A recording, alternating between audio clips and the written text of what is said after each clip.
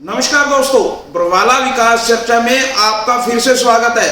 अब की बार हम ऐसी शख्सियत लेकर आए हैं जो सब कुछ त्याग कर संत बन गए। संत के बाद में राजनीति में आ गए। पहला ही चुनाव लड़ा, सबसे बड़ा चुनाव हिसार जिला परिषद का वार्ड नंबर 20 से चुनाव लड़ा और जीत गए। फिर से इन्होंने किस्मत आजमाई, फिर ये इन्होंने विधानसभा चुनाव में भी उतरे, लेकिन किसी कारणवश चुनाव में बैठ गए और बरवाला से कांग्रेस के उम्मीदवार रामनिवास गुड़ेला को समर्थन दे दिया था। तो हम इनसे बातचीत करेंगे। पहले तो ये संत बने, इस बारे में इतनी अच्छी शिक्षा दीक्षा हासिल करने के बाद संत बने, इसके बारे में बताइए। राजू जी को सबसे पहले ओम नमो नारायण, जय गौ माता, जय गोपाल, हर हर महादेव, जय सिया राम जी। पहले तो आप संत बने, इसकी हमें कहानी बताइए। कैसे आपने शिक्षा दीक्षा हासिल करने के बाद में, लोग आईपीएस बनते हैं, इतनी अच्छी शिक्षा लेने के बाद में भी आपने संत का चोला। मैं महामंडलेश्वर दर्शनगिरी श्री पंचदशनाम जूना अखाड़ा से अभी गांव हंसनगर बरवाला हिसार में अपनी गौशाला है, यहाँ पे सेवा दे रहा हूँ। और वैसे राजू जी ने बताया जैसे बेंगलोर से एमबीए ग्रेजुएट हूँ। और माँ भारती ने, परमात्मा हमें किसी न किसी कार्य करवाने के लिए, क्योंकि मालिक कौन है? परमात्मा है, हम उसके सेवादार हैं। तो जहाँ मालिक को हमारी आवश्यकता महसूस होती है, मालिक हमें वहाँ भेजता है। हमारी इच्छा क्या है क्या नहीं, वो हम उस पर कायम नहीं रह सकते, मगर परमात्मा हमें क्या करवाता है, चलती आखिर मालिक की है। तो मालिक के सेवादार हैं, जो मालिक हमसे चाहेगा वो कार्य हम करने के लिए तैयार हैं। और उसी के निमित्त परमात्मा ने घर वालों के सहयोग से पढ़ाया लिखाया भी, और आज राष्ट्रहित के लिए गौ माता की सेवा में पिछले 13-14 वर्ष से लगे हुए हैं। और जब तक परमात्मा ने जिंदगी दी है तब तक लगे रहेंगे। परिवार में जब आपने संत का चोला थामा तो परिवार में जिक्र चला होगा इस बात का, भाई परिवार वालों की सहमति से हुआ, क्या आपकी दिली इच्छा थी? देखिए, एक कहावत हरियाणा में कि गांव का डोल तो बटोड़े बता देख रहे हैं। तो मेरी इच्छा थी शुरू से ही गौ माता के साथ में जुड़ा, राष्ट्रहित के लिए, समाज के लिए काम करना। और बाद में संघ से मेरा जुड़ा हो गया था कहीं ना कहीं। तो घर वालों को इंटीमेशन तो हो जाता है, घर वाले अपने प्रयास करते हैं, मगर होता वही है जो परमात्मा चाहता है। जो विधाता लेख लिखता है वही बड़ा होता है। हिंदू धर्म के अंदर भगवान चोले को बहुत महत्व दी जाती है। आईपीएस नेता, पूंजीपति सब कुछ छोड़कर मन की शांति के लिए भगवा धारण करते हैं। आपने भगवा धारण करने के बाद राजनीति में प्रवेश किया, इसके पीछे क्या मंशा थी? देखिए, हमारे आचार्य चाणक्य जी हुए थे, ठीक है, वो भगवाधारी थे। इस वस्त्र को ग्रहण करने का उद्देश्य क्या होता है? ये वस्त्र क्या होता है? त्याग, तपस्या, शक्ति, बल, वर्धक, सबका त्याग, सबका प्रतीक है। त्याग का मतलब क्या होता है? अपनी जो कर्म इंद्रियां हैं, ज्ञान इंद्रियां हैं, उन सब के ऊपर कंट्रोल करना। हमारे जो वासनाएं हैं, हमारा जो काम, क्रोध, लोभ, मोह, अहंकार है, उन सब के ऊपर कंट्रोल करना, वो सबसे पहले जरूरी होता है। और उसका हम लोग प्रयास कर रहे हैं। जीवन पर्यंत हम सब लोग एक विद्यार्थी के रूप में यहाँ सीखते रहते हैं। मैं पूर्ण नहीं हूँ, परमात्मा केवल पूर्ण है। तो उसके निमित्त हम सब लोगों ने अपना कार्य जो परमात्मा ने दे रखा है वो हम कर रहे हैं और आगे बढ़ते रहेंगे। एक सन्यासी का कर्तव्य होता है कि सबको साथ लेके, धर्म नीति के साथ अगर राजनीति चलती है तो मैं समझता हूँ सबसे अच्छी सुदृढ़ व्यवस्था उस राष्ट्र की होती है। जहाँ केवल राजनीति होती है, धर्म नीति नहीं होती, वो राष्ट्र बहुत जल्दी खत्म हो जाते हैं। मगर हिंदुस्तान युगों युगों से धर्म को साथ में लेके चलता है, धर्म के आड़ में नहीं, धर्म को साथ लेके अपना सबके हित के लिए, लोक हित के लिए काम करते हैं। इसीलिए आज तक हम भारतवासी इतने अच्छे से। आपने जो चोला पकड़ लिया, इस चोले में तो सब कुछ आ जाता है जी। आजकल कहा जाता है कि राजनीति तो किसी लालच है, सत्ता का लालच, सब कुछ त्यागने के बाद फिर सत्ता की तरफ भागना, इसके लिए बताइए। देखिए, भागना है, पकड़ना क्या होता है? भगवान ने इस धरती को चलाने के लिए 4 आयाम बनाए थे। मतलब जब आप सब कुछ त्याग कर चुके हैं। मैं आपका जवाब दे रहा हूँ, ठीक है। त्याग का मतलब क्या बताया मैंने आपको? काम, क्रोध, लोभ, मोह, अहंकार, मद, वासना, इन चीजों का त्याग, ठीक है। इस भगवान ने हमें इस सृष्टि में भेजा है मनुष्य के रूप में। किसके लिए? भगवान ने ये सृष्टि बनाई है, उसका हम वो मालिक है। आप घर के मालिक हैं, आप अपने नौकर चाकर रखते हैं, सब नौकर चाकर अपने अपनी जिम्मेदारी करें, ये आपका कर्तव्य, देख रेख करना आपका कर्तव्य है। उसी प्रकार परमात्मा ने हमें भेजा है इस सृष्टि का संचालन करने के लिए। आपको अपना पत्रकारिता करने के लिए भेजा है, हमें भक्ति करने के लिए भेजा है, गाय की सेवा करने के लिए भेजा है। समाज में कुछ अन्य कुछ भी त्रुटियां लगी हम उनको पूर्ण करना हमें परमात्मा ने भेजा है। उसी प्रकार राजनीति है। आज कानून कायदे कहाँ से बनते हैं, कहाँ से बनते हैं बताइए? मान गया आपके नहीं, विधानसभा के अंदर, पॉलिटिक के अंदर कोई भी चीज हो, पॉलिटिकल जब बैठते हैं, कोई भी कानून हो गया, कोई भी चीज हो गया, ये बनाते तो इंसान ही है। पर मैं ये कहता हूँ कि धर्म से अपन ले लिया, ऐसी कोई सी चीज ऐसी बताइए जो धर्म नहीं कर सकता, नेता कर सकता है। संसद, आज राष्ट्र चल रहा है, किससे चलता है? संविधान से चलता है। ठीक है, हम पूजा पाठ कर रहे हैं, वो हमारा कर्म है, मगर आज का जो राष्ट्र है, आज का जो समय है, वो संविधान से चलता है। संविधान कहाँ से बनते हैं? राष्ट्र से बनते हैं। जब तक वहाँ संविधान में बैठने, लोकसभा विधानसभा में बैठने वाले लोग धर्म हित के लिए, आज ठीक है सरकार काफी हद तक अच्छा काम कर रही है पहले से अपेक्षित। ठीक है, पहले के कहीं ना कहीं फिर देखिए, मैं बोल रहा हूँ आपको, पहले के कहीं ना कहीं अपेक्षित अच्छा काम कर रही है। मैं नहीं कह रहा 100% सब काम सही अच्छे कर रहे हैं। 100% कुछ भी कभी भी अच्छा नहीं होगा, क्योंकि 100% लोगों को संतुष्ट करना बहुत मुश्किल है। भगवान रामचंद्र जी के युग समय में भी वो 100% लोगों को संतुष्ट नहीं कर पाए। तो आज भी कितने बड़ा नेता, अभिनेता, राजनेता हो, वो 100% लोगों को संतुष्ट नहीं कर पाता। मगर फिर भी हमारा प्रयास रहता है। जिस प्रकार आज देश के अंदर गौ हत्या हो रही है, राम मंदिर था, कितने युगों से हम लोग प्रयास कर रहे थे, 600-700 वर्ष हो गए लोग कह रहे हैं, जब बाबर मस्जिद ढाई थी। तो अब जाके कोई ना कोई युग पुरुष आया तो वो काम सिद्ध हुआ है। उसी प्रकार हमारी इच्छा भी है कि इस देश के अंदर जो गौ हत्या आज हो रही है, हम हिंदू राष्ट्र में बैठे हैं, आज हिंदू की कितने देश हैं बताइए मुझे, कितने देश हैं? चलो कहाँ है? मुस्लिम भी हैं, हिंदू भी हैं। मैं केवल देखिए, हर एक व्यक्ति अपने अपने धर्म में जन्म लेता है, कोई मुस्लिम में, कोई हिंदू में, कोई सिख में, कोई जैन, कोई बौद्ध, कोई फारसी, अपने अपने। मगर हम सबका जहाँ हम जन्म लेते हैं, हम सबका कर्तव्य होता है कि हम हमारे जो कार्य परमात्मा ने भेजा है हम उसको आगे बढ़ाएं। हमने सनातन धर्म को आगे बढ़ाना है, हमने ये भगवा वस्त्र धारण किया है, हम हिंदू के घर में पैदा हुए हैं, तो हमारा कर्तव्य बनता है कि हम इसकी रक्षा करें, इसको हम आगे बढ़ाएं। कहीं से कहीं दर्शन के लिए राजनीति कोई गंदगी तो नहीं जिसको साफ करने के लिए संतों को प्रवेश करना पड़ रहा है? देखिए, गंदगी कुछ भी नहीं होती, ये हमारे मन का मैल होता है कि हम वहां से पैसा लूटना चाहते हैं। लोग लूटते भी हैं, मगर उनमें अंत में उनका परिवार की हालत देखिए कैसे होती है, कितनी बेमौत वो लोग मरते हैं। हराम का कमाया वो कभी आपके काम नहीं आएगा, ये चीज़ आप नोट करके चलना। और हम लोग यहाँ पैसे परमात्मा ने बहुत दिए हैं, सब सुख, गाड़ी घोड़े, नौकर चाकर, सब कुछ परमात्मा ने दिया है। मन के अंदर संतुष्टि में ध्यान साधना भी करते हैं, मगर हमारा कर्तव्य है, हमारी जिम्मेदारी है कि हम इन सब चीज़ों को लेके आगे बढ़े। जो व्यवस्था परमात्मा ने बनाई है वो एज इट इज आगे चलते रहे, हम कुछ नया नहीं कर रहे हैं। जो हमारे शास्त्रों में, जो हमारे ग्रंथों में, जो हमारे ऋषि मुनियों जो लिख के गए हैं, हम उसी का प्रयास कर रहे हैं कि वो सृष्टि का संचालन है वो व्यवस्थित रूप से होती रहे। इसलिए हम लोग राजनीति में आए हैं, और जब तक प्राण है, सांस है, उस क्षेत्र में रहेंगे, धर्म के लिए, समाज के लिए काम करते रहेंगे। इसमें क्या है, ये लोगों की सोच होती है कि हम राजनीति में जाएंगे तो इतना पैसा कमाएंगे। यार पैसे कमाने अन्य व्यवसाय बहुत है, बिजनेस कीजिए आप।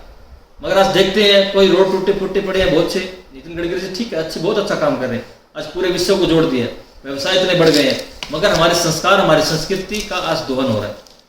कहीं ना कहीं हम आज पिछड़ रहे हैं उससे। ये हमारा कर्तव्य है, क्योंकि जो कानून है मैकॉले शिक्षा पद्धति के बना गया था, जो मैकॉले बना के गया था, वो आज भी हम भुगत रहे हैं। इनको कौन तोड़ेगा? हमारे जो संस्कार है हमारे बच्चों के अंदर कौन देगा? शिक्षा देगी। शिक्षा हम आज कौन से ले रहे हैं? हम वेस्टर्न शिक्षा का आज फॉलो कर रहे हैं। हमारा खान पान आज वेस्टर्न हो गया, हमारा पहनावा आज वेस्टर्न हो गया, हमारी वायुमंडल आवाज दूषित हो रही है, उसको ठीक कौन करेगा? हम जब इस हर एक व्यक्ति को चलाने के लिए नियम कानून कानून बहुत जरूरी है फॉलो करना। हम सन्यासी है, हमारे नियम भी फॉलो करने में 100% बहुत जरूरी है।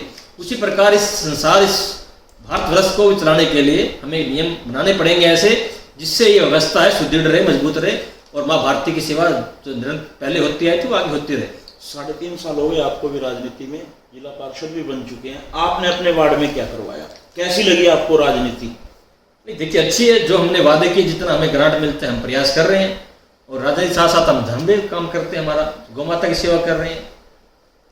ये एक पटल होता है जिसको हम बोल सकते हैं कि ये एक स्तर होता है जिस पे हम धीरे धीरे एकदम से कोई भी गंदगी चीज खत्म नहीं होती। गंदा नाला है, आप उसमें जब कसिया लेके, एक फावड़ा लेके आप खुद घुसेंगे धीरे धीरे, तो धीरे धीरे सफाई होगी। एकदम से तो सफाई होना बहुत मुश्किल होता है। कोई भी काम हो, अगर सूरज निकलता है एकदम से वो प्रकाश नहीं देता, समय धीरे धीरे होता है, मंद होता है, फिर वो अपने आप को चमकाता है, बड़ा होता है, दोपहर तक वो पूरा गर्म हो जाता है।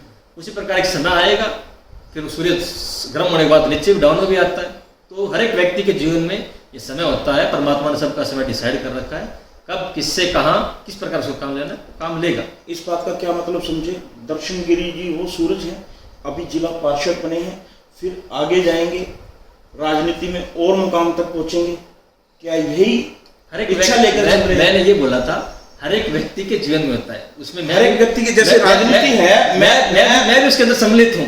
आप भी सम्मिलित है, मैं भी उसी बात को कह रहा हूँ कि दर्शन गिरी जी वो सूरज हैं, अभी जिला पार्षद बने हैं, राजनीति के अंदर और बड़े पद पर जाएंगे, आगे और चुनाव लड़ेंगे, इच्छा है आगे परमात्मा की इच्छा, वो क्या काम करवाना चाहता है, किस प्रकार करवाना चाहता है। वापिस जिला पार्षद का चुनाव लड़ेंगे या फिर मैं आपको बोला समय बलवान है, समय बताएगा, परमात्मा बताएगा, दो व्यक्ति के हाथ में होता है। हमारा उद्देश्य है चंडीगढ़ और दिल्ली, ठीक है, जहाँ से देश के कानून कायदे संविधान सारी बातें इसी में आ गई, घाघर में सागर भरा गया। मैं तो जब मैंने प्रदेश स्तरीय काम करेंगे तो चंडीगढ़ में करेंगे, मेरी बात सुनिए, अगर देश स्तरीय काम करेंगे तो मैंने जब मेरा चुनाव लड़ा था जिला परिषद का पहला, मुझे कोई अनुभव नहीं था। आपके चुनाव ने खलबली बहुत मचाई थी। मैं नील बटे नील था, मैं खलबली कुछ नहीं मचाई। नहीं, ये परमात्मा की हवा होती है। चर्चा है बरवाड़ा विधानसभा के अंदर, चर्चा है जो धर्म के भाई बने हुए थे, इतना प्यार था, उनमें भी कहीं ना कहीं दर्शन गिरी महाराज जी आगे थे। विधानसभा चुनाव में उनके सामने चुनाव लड़ने लगे। ये एक प्रकृति होती है, देखिए कुछ न कुछ तो है ना, कुछ न कुछ संत के पास आशीर्वाद लगाओ या कुछ न कुछ स्टंट ऐसा जो राजनीति के अंदर भी खुल के चर्चा चलती है। दर्शन गिरी महाराज पूरे जिले के अंदर चर्चा चलती है। एक प्रकृति होती है, देखिए हवा होती है। भगवान कौन है? परमात्मा है। परमात्मा कौन है? प्रकृति है। प्रकृति में क्या है? हवा है। जब चुनाव आता है तो आप कह देते हो फलाने की हवा है, भाई उसकी हवा बढ़िया, उसकी हवा डल है। तो ये एक समय होता है, दौर होता है हर एक व्यक्ति का कि उसकी हवा किसने बनानी है? परमात्मा ने बनानी है। अब देखिए कितने हजारों, मेरे वार्ड में 35-36 हजार लोग थे, मैं हर एक के पास नहीं पहुंच सका। आज विधानसभा का चुनाव हुआ, लोकसभा का चुनाव हुआ, जो भी चुनाव होते हैं, क्या हम हर एक व्यक्ति के पास पहुंच जा सकते हैं? नहीं पहुंच सकते हर एक व्यक्ति तक। मगर कैसे पहुंचती है उसकी आवाज, और कैसे हजारों लोग ये सोच लेते हैं कि हमें इसी व्यक्ति को वोट देना है, कैसे सोचते हैं? वो एक हवा के माध्यम से एक प्रकृति उनको संदेश देती है कि ये व्यक्ति उचित है, इसको मैंने भेजा है। ठीक है, हम उसका विरोध करें या उसका साथ दें, हमारे ऊपर डिपेंड है, वो हमारी सोच के ऊपर डिपेंड है। हम किस लेवल पे सोच रहे हैं, हम उसके साथ प्रेम में सोच रहे हैं, हम द्वेष से सोच रहे हैं, किस प्रकार सोच रहे हैं। मगर जो परमात्मा की तरंगे होती है, जो हवा होती है, जो प्रकृति भेजती है संदेश, वो सब लोगों को भेज देती है पहले से ही कि मुझे इस व्यक्ति के माध्यम से इतने दिन तक काम करवाना है, इसके बाद मैं और इस किसी दूसरे बंदे को भेजूंगी या भेजेगा, उसके ऊपर निर्भर करता है। तो ये प्रकृति चलाती है, प्रकृति के हिसाब से हम चलते हैं। संत के साथ साथ कड़वे राजनीतिक बन गए। एक हवा चली थी डिप्टी स्पीकर के टाइम पे, आज कैबिनेट मंत्री के टाइम पे वो हवा भी बदल गई। इसका क्या कारण है? किसकी हवा बदल गई? आपकी। आप डिप्टी स्पीकर जब थे, गंगवा के साथ थे, जब कटाक्ष चली थी, एक बार चली थी ना, सोशल मीडिया पे आते थे, फेसबुक पे आते थे। आजकल वो हवा बदल गई, एक ही मंच साझा हो रहा है, वही प्यार मोहब्बत की बातें। देखिए, मैं किसी से द्वेष नहीं रखता, धरती पे कोई भी जीव जंतु किसी से द्वेष नहीं रखते कि राजनीति एक ऐसी चीज है, कभी किधर कभी किधर। नहीं, ये देखो, ये तो आपकी समझ के ऊपर डिपेंड करता है। मगर मैंने पहले कहा, परमात्मा ने, प्रकृति ने सबको अपने अपना समय फिक्स कर रखा है, किससे क्या काम करवाना है। उन्होंने कुछ बोला, मैंने कुछ प्रतिक्रिया दी, वो उनका पर्सनल मैटर था, मेरा पर्सनल मैटर था। वो चुनाव का मैटर, वो चुनाव का मैटर था, चुनाव का था। चुनाव खत्म, हवा खत्म, हवा खत्म हो गई सबकी। मेरी भी हो गई, उनकी उनको जो परमात्मा ने जो उनको काम दे रखा, उनको दे दिया। गिरी जी ने जब चुनाव लड़ा तो उनके शब्द बदल गए, जब गंगवा जी ने चुनाव लड़ा तो फिर दर्शन गिरी जी बदल गए। अब दोनों के चुनाव खत्म है तो फिर दोनों साथ साथ भाईचारा है। देखो, भाईचारा हम सबसे ज्यादा रखते हैं। अब भाजपा में है क्या? अभी भी भाजपा से बेरुखी चल रही है। हम देखो, आपको बोला है, हम धर्म का जो व्यक्ति काम करता है हम उनके साथ खड़े। हम जो राष्ट्र सनातन धर्म की रक्षा के लिए, गौ माता की रक्षा के लिए, हिंदुत्व के लिए जो काम करेगा, हम हर उस व्यक्ति, हमें उस संगठन के साथ में हमेशा खड़े थे और आगे खड़े रहे। रामनिवास गुड़ेला जी से क्या प्यार चला था? जब चुनाव में खड़ा चुनाव, लोग आपको इतना रिस्पॉन्स दे रहे थे, भाई दर्शन गिरी जी महाराज आपके साथ चल रहे थे, गाड़ियां चल रही थी, काफिला देखा था, बहुत बड़ा काफिला था। फिर एकदम रामनिवास गुड़ेला जी को समर्थन, ऐसे देखिए, फिर आप वो उस टाइम हिंदुवादी कहां चला गया, उस टाइम भाजपा को क्यों नहीं दिया? मैंने आपको पहले कहा कोई चुनाव का कर्जा उतारा ये कोई व्यक्ति विशेष का होता है। कर्जा तो रामदास जी का भी कभी के उतरेगा, उतारेंगे। ये एक व्यक्ति विशेष की टिप्पणी थी, कोई पार्टी या किसी दल का संगठन, ना मेरा किसी विरोध था, ना कभी कांग्रेस का। क्या विचारधारा उनकी अलग, कांग्रेस वालों की, बीजेपी की विचारधारा अलग है। मगर ना बीजेपी वाले 100% दूध के ना है, ना कांग्रेस वाले या किसी अन्य दल का, या कोई ना कोई मैं 100% दूध का दिला हुआ। ठीक है, जो राजनीति में आ गया व्यक्ति, ये आपने अभी बात सही कही, जो राजनीति में आ गया वो 100% सही नहीं रहता। हवा के रुख बदलते ही अपना रुख बदल जाता है। हवा चेंज होती है। परमात्मा कभी पूर्वा चलाता है, कभी पीछे चलाता है। तो जिस प्रकार हवा चला वैसा मन लगा लो, परमात्मा ने कहा है। मगर फिर भी हम आज तक हमारे धर्म के ऊपर निडर हैं, हमारे जो बोला था बात उस पर खड़े हैं। हम हमारे व्यक्ति विशेष के काम के लिए हम आज तक किसी दर पे नहीं गए। जहाँ लगे कि राष्ट्रहित का काम है, समाज हित का काम है, वह हम हमेशा समाज के साथ या कोई पार्टी के साथ हम उनके साथ खड़े हुए हैं। मगर जो हिंदू विरोधी है, गौ माता का हत्यारे हैं, हम उनके साथ नहीं है। ठीक है, कुछ ना कुछ कहीं ना कहीं थोड़ा बहुत कॉम्प्रोमाइज हो सकता है, ज्यादा नहीं। बरवाला के बेटे हैं जी, हंसनगर गांव से हैं जी, सभी का राज भी देखा है, अच्छे पढ़े लिखे हुए हैं। आपने वेद नारायण को भी देखा है, जोगीराम सिहाग को भी देखा है, रामनिवास गुडेला जी को भी देखा है, और अब गंगवा जी को भी देख रहे हैं। किसका कार्यकाल बढ़िया रहा? कौन बरवाला हित की बातें कर रहा है? देखिए, सबका अपना अपना रोल होता है। किसने बरवाला में रहते हैं, हम बरवाला में रहते हैं, किसको नंबर देते हैं? किसको 10 में से किसको कितने नंबर देते हैं? इसका अधिकार मुझे नहीं, इसका अधिकार जनता को है। जनता देती है हर 5 साल के बाद। आपको मैं जनता के बारे में पूछ रहा हूँ ना, जनता आपको मैंने पहले ही कहा कि आप बरवाला के बेटे हैं, हंसनगर गांव से हैं, यानी अब नेता बन गए, अब जनता से नहीं। मैं एक जनप्रतिनिधि हूँ, मेरा किसी के ऊपर कमेंट करना जनप्रतिनिधि आप बने 3.5 साल से। आप 3.5 साल में जोगीराम सिहाग को और रणबीर गंगवा जी को हटा दो, गुडेला जी सही थे। नहीं, देखिए, जो काम जोगीराम सिहाग जी ने करके गए, तो यहाँ पत्थर से कोई XYZ बाद में लगाओ ना, मेरे किसी से कोई बैरभाव है। PWD ऑफिस बरवाड़ा में किसने बनाया? जोगीराम जी के समय पास हुआ था। जो बस स्टैंड आज बन रहा है वो किसके समय पास हुआ था? जोगीराम जी के समय पास हुआ था। गंगवा जी तो वैसे ही वाह ही ले रहे हैं ना। मैंने कहा कर्म प्रधान है, भगवान इससे क्या करवाता है वो परमात्मा मर्जी होती है। जोगीराम जी के भाग्य में नहीं था, उनका काम था केवल उसको बनाना। देखिए, जब एक मकान बनाते हैं ना, सबसे पहले क्या है? नींव खोदते हैं। नींव कौन खोदता है? कोई मजदूर खोदता है। मगर जब ऊपर जब नींव रखते हैं, ईंट रखते हैं, तो पंडित जी को बुलाते हैं, राजमिस्त्री को बुलाते हैं, वो बड़ा कर्म करते हैं। उसके बाद ईंट जोड़ते जोड़ते सरिया बनता है ऊपर जाके, फिर लेंटर भी लगता है। लेंटर को 30 आदमी लगाता है जाके, लिपाई पुताई कोई और करता है, टैल कोई और लगाता है। तो ये एक समय होता है। चलिए दर्शन करिए, तो राजनीतिक बातें हैं, चलती भी रहती हैं, समय आता है चला जाता है, कौन नेता क्या करता है क्या नहीं करता, ये बातें तो होती रहती हैं। आजकल युवाओं के अंदर जो नशे का संकट है वो अधिक चल रहा है, इसके लिए सरकार को क्या करना चाहिए? आप संत भी हैं, देखो राजनीतिक में भी हैं, आखिर में ऐसा क्या करना चाहिए कि जो हमारे युवाएं हैं जो नशे से दूर हो जाएं और सरकार व प्रशासन भी इस ओर ध्यान करे? देखिए, सबसे पहले तो मैं, सरकार तो क्या है, आती है जाती रहती है, चलती रहती है, मगर एक जो परिवार है वो हमेशा अपने बच्चों का ध्यान रखता था। आज हम नहीं रख रहे। जब हमारे बड़े बुजुर्ग थे, एकल परिवार को छोड़ के सामूहिक परिवार रहता था। हमारे घर में दादा दादी थे, ताऊ ताई थे, चाचा ताऊ थे, मामा पुप्पी थे, जो भी थे, हम एकल सामूहिक परिवार में रहते थे। एकल परिवार तक नहीं था। आज क्या हो रहा है? तब क्या पुराने समय पढ़े लिखे नहीं थे लोग? भगवान राम जी के समय इतने बड़े विमान थे उनके पास, इतने बड़ा साइंस टेक्नोलॉजी था कि समुद्र के ऊपर उन्होंने पुल बना लिए। हम पढ़े लिखे सदा से थे, मगर जो आज की शिक्षा पद्धति है, हम लोगों की संकीर्ण सोच हो गई है कि एक बच्चा हमें पैदा करना है, हमारे बच्चे इंग्लिश मीडियम में पढ़ाने हैं, हमारे बच्चों से हमें कोई चर्चा नहीं करनी है, हमारे बच्चों को पैदा हुए किसी आश्रम में छोड़ाएं पढ़ने लिखने के लिए, या कोई जो बच्चे आजकल बनते हैं कन्वेंट स्कूल, वहाँ भेज दिया। आज मैं सबसे पहले उन माँ बाप को दोषी मानता हूँ जो अपने बच्चों को पैदा कर देते हैं, मगर पैदा करने के बाद किसी दूसरे का वादे कर देते हैं। कभी दूसरा व्यक्ति जो संस्कार आप दे सकते हैं वो दूसरा व्यक्ति उसको नहीं दे सकता।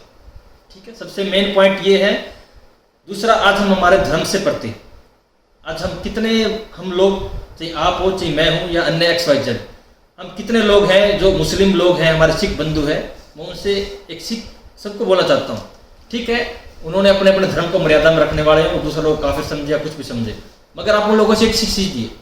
वो अपने बच्चों को पैदा होते ही अपने धर्म के पाठ पढ़ाते हैं, चाहे वो अनपढ़ क्यों ना हो, चाहे वो ABCD नहीं जानता हो, चाहे पढ़ना लिखना नहीं जानता हो, मगर वो अपनी उर्दू भाषा का ज्ञान रखता है और अपने धर्म का, अपने समाज का पूर्ण रूप से वो पालन करता है।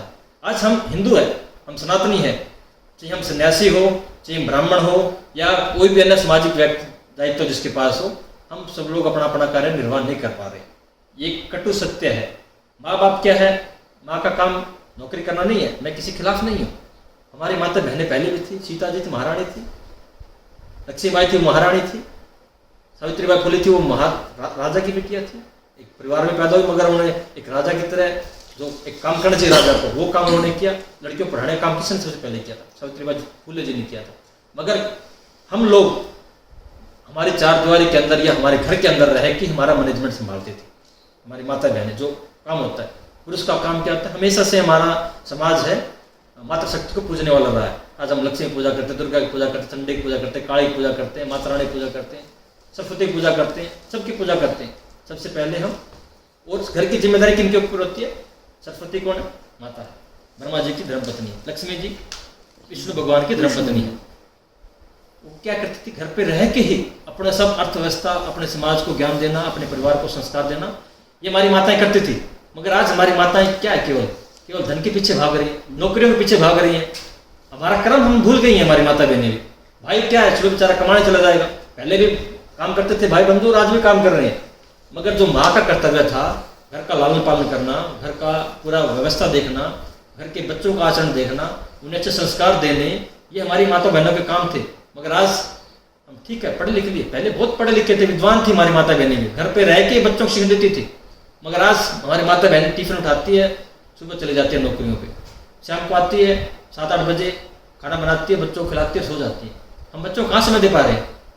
मेरे पास में काफ़ी बच्चे आते हैं, बहुत से बच्चे मेरे पास आते हैं, स्ट्रेस में रहते हैं। क्यों? क्योंकि वो कहते हैं बाप गुरु जी हमारे माँ बाप हैं, काम पे चले जाते हैं, शाम को आते हैं, मोबाइल भाई साहब को देखते हैं, या घर में LED लगी हुई है उसको देखते हैं, सो जाते हैं, हमसे कोई चर्चा नहीं करते। हम क्या करें क्या ना करें बताइए?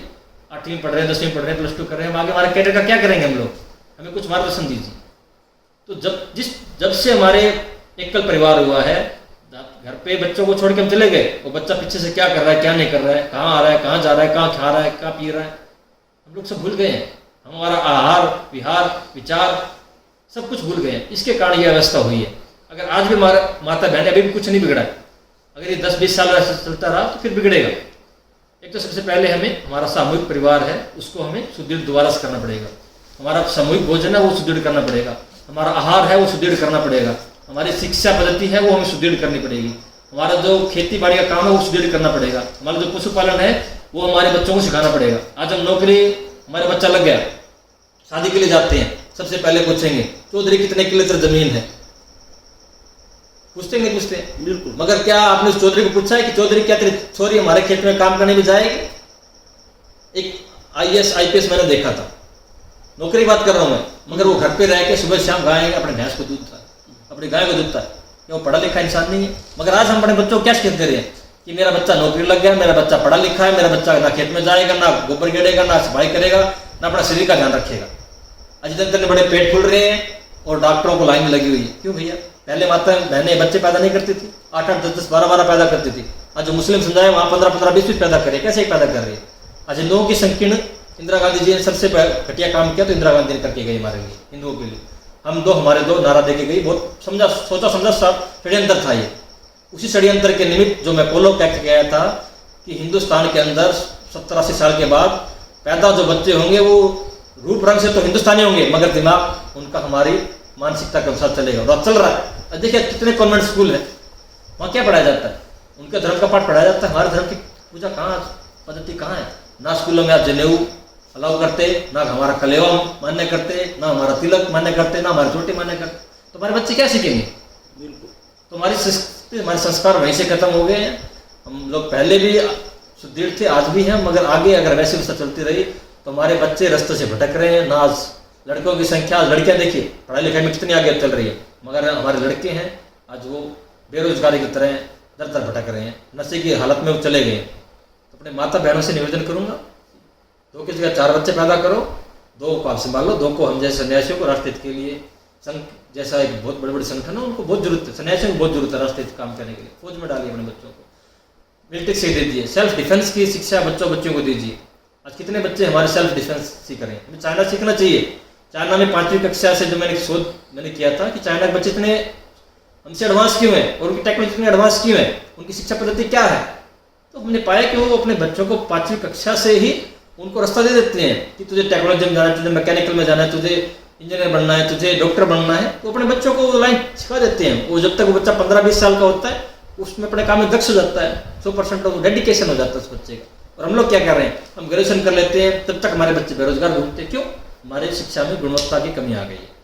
ये बात हमें माननी पड़ेगी और इसी के निमित्त हमें जो कानून कायदे बनते हैं सरकार के, हमें वो बनाने चाहिए, मॉडिफाई करना चाहिए शिक्षा पद्धति को भी। हमारे जो दंड नीति है वो भी बहुत फ्लेक्सिबल लचक है, उसके अंदर हमारा दंड का प्रावधान है वो थोड़ा स्ट्रिक्ट होना चाहिए। देखिए ऐसा नहीं है कि नाजायज व्यक्ति को भी दंड दिया जाए, मगर अगर वो दोषी कोई व्यक्ति है तो उसके ऊपर हमें सख्त कार्रवाई भी करनी चाहिए। कहीं ना कहीं हम लोग सख्त कार्रवाई भी, हमारे जो माफिया लोग हैं उनके ऊपर नहीं कर पा रहे, इसलिए चीज़ें चल रही है हमारी व्यवस्थाएं। चलिए, आपके बहुत विचार बहुत अच्छे लगे, क्योंकि नज़र तो अपनी है ही चंडीगढ़। जब टिकट मिली है तो चंडीगढ़ जाएंगे, यही बातें, वही कानून वही बनाएंगे। वो परमात्मा की इच्छा है, हमने विचार रखे। मैंने सुना कि बरसात हुई थी तो आपके वार्ड में भी काफी पानी आ गया था। हाँ, राजली घिरा है, कुछ गांवों में बाढ़ आई थी। कहने संत रामपाल ने पानी निकाल दिया, सरकार ने क्या किया?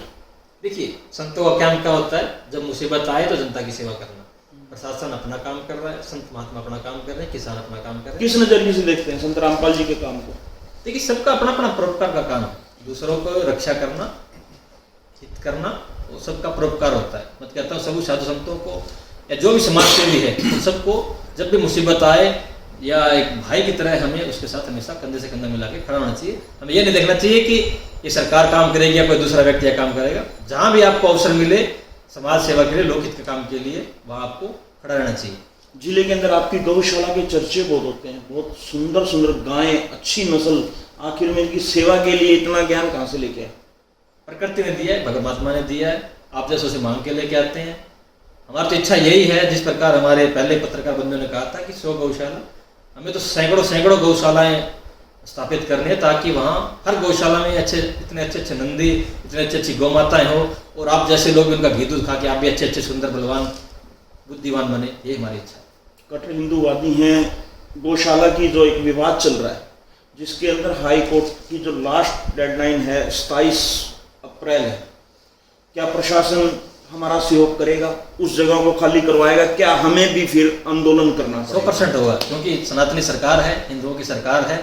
और क्या होगा, आंदोलन होगा या कब्जा हटेगा? नहीं, कोर्ट का आदेश है, कोर्ट हमारे सर्वमान्य है, संविधान ने आदेश दिया है, कोर्ट ने आदेश दिया है, तो 100% वो खाली होगी समय से पहले, क्योंकि कोर्ट का आदेश 90 दिन का था, 27 तारीख को समय पूरा हो रहा है, और अवश्य ही वो पूर्ण करके जो हमारी जगह है वो देंगे।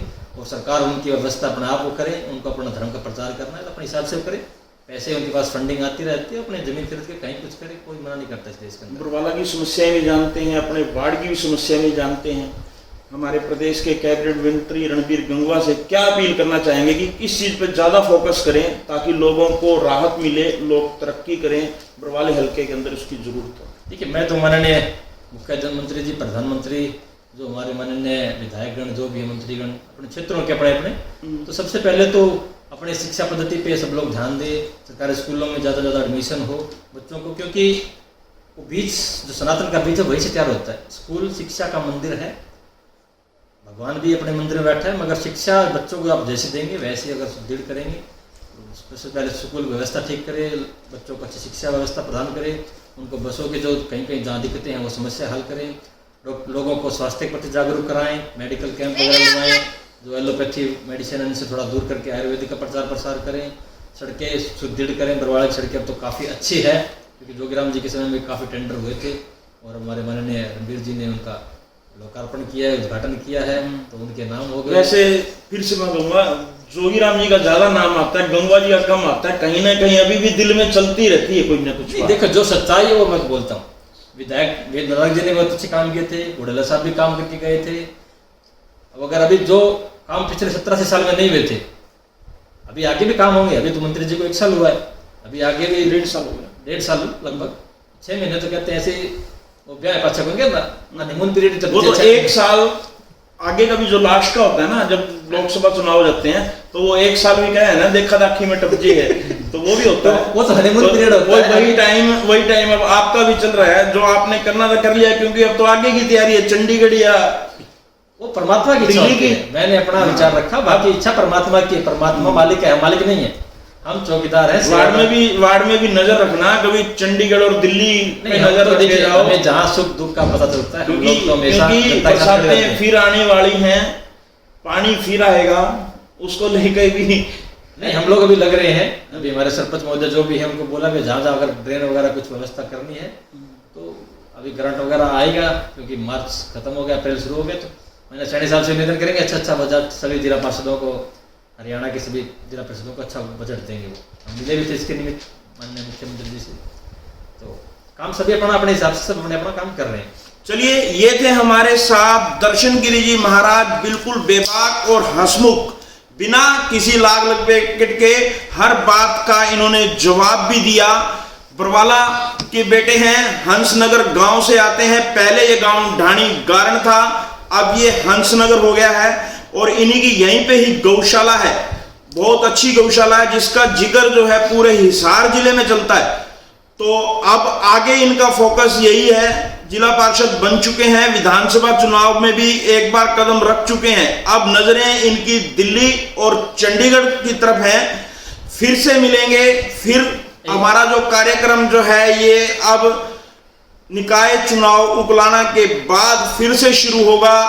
दर्शन गिरी महाराज जी, क्या पता जैसे ये बातें करें इनका पार्ट 2 भी आए और पार्ट 3 भी आए, कुछ और कहना चाहते हैं? हाँ, एक जैसे आपने हंसनगर बोला, जिस गांव में अभी रहते हैं वो मुस्लिम गांव थे आजादी के समय में, 3 ढाणियां थी, क्योंकि बरवाड़ा था हमारा मेन गांव था, बरवाड़े के अंदर ढाणियां थी, ढाणी गारण, ढाणी खान बहादुर, ढाणी मिर्दाल। तो हमारे आज से 40 वर्ष पहले चाणानंद महाराज जी आए थे, क्योंकि सन्यासी कर्म क्या होता है, सनातन धर्म का प्रचार प्रसार करना। हर एक व्यक्ति चाहे वो किसी धर्म को मानता हो, अपने धर्म का प्रचार प्रसार करना हमारी जिम्मेदारी, हमारा कर्तव्य है। उसी के निमित्त हमने ढाणी गारण का नाम महाराज जी रखे गए थे हंसनगर। तो उस समय सरकारें थी वो अनुकूल नहीं थी, हमारे प्रतिकूल थी, तो अब फिर से हमारे सरपंच साहब महोदय से, हमारे गाँव वासियों के सहयोग से, गंगवा जी ने काम कर दिया, हम सब ने सहयोग से, माननीय सैनी साहब सरकारें क्यों, रामनिवास गुडेला जी कर सकते थे? नहीं, मैंने पहले कहा, अच्छा, सरकारें हमारे अनुकूल नहीं थी, अनुकूल नहीं थी, गुडेला जी भी अच्छे आदमी नहीं थे। मैंने व्यक्ति से इसका नाम नहीं लिया किसी का। वो तो मैं तो जिसकी सरकार आ चुकी है, जिसकी सरकार रह चुकी है, जो सत्ता में रह चुका है, मैं सरकार जोगीराम सियाग की मैं बात करूंगा, जोगीराम सियाग की बात करूंगा, तो वो गठबंधन की सरकार थी, गठबंधन की बीजेपी नहीं थे, जेजेपी में थे, मगर उनकी विचारधारा हमेशा से ही बीजेपी से जुड़ी हुई थी। ठीक है, वो एक समय होता है, मैंने पहले बोला, समय है, वो पता नहीं क्या करवा दे, किस कारण बैठा दे। तो माननीय मुख्यमंत्री जी का भी मैं बहुत बहुत आभार व्यक्त करता हूँ कि उन्होंने 2.5 साल के अंदर अंदर जो ढाणी गारण की फाइल थी उसको बदला के हंसनगर किया, और उसके लिए मैं तहे दिल से धन्यवाद करता हूँ। और मैं अन्य जितने भी गांव हैं हरियाणा प्रदेश के अंदर या पूरे राष्ट्र के अंदर, जो भी अपना नाम चेंज करवाना चाहते हैं, तो एक प्रोसेस होती है, बहुत आसान और अच्छी प्रोसेस होती है, कोई डिफिकल्ट नहीं होता उस काम के लिए। तो आप अपने ग्राम पंचायत अपना रेजोल्यूशन पास करें, ग्राम सेक्रेटरी को दें, बीडीओ को दें, फिर डीसी साहब को जाती है, उसके बाद अपने जो मुख्यालय होता है प्रदेश का, वहाँ जाती है। थोड़ा प्रोसेस होता है, मगर आप अपने नाम है, अपने जो सनातन बंधु है, अपने देवी देवताओं के नाम या अपने इच्छा अनुसार अपना नाम अगर रखेंगे, तो मैं समझता हूँ कि हमारी पहचान होती है, अपने गांव की पहचान होती है। चलिए, हम तो यही कहेंगे कि ये दर्शन गिरी जी के कार्यकाल में हुआ है। जब से दर्शन गिरी जी जिला पार्षद बने हैं, उन्हीं के कार्यकाल में फाइल भी चली और गांव का नाम भी बदला गया, क्योंकि प्रयास करने से ही पूरे होते हैं। ये प्रयास जो है दर्शन गिरी महाराज जी ने किए, अपने गांव का नाम बदलवाने के लिए इन्होंने एक फाइल चलाई, जो मुख्यमंत्री से मिले और अपने गांव का नाम ढाणी गारण से हंसनगर तक ले गए। फिर से मिलेंगे अगले एपिसोड में। नगर पालिका के निकाय चुनाव हैं जो उकलाना के, उसके बाद फिर से शुरू होगा बरवाला विकास चर्चा।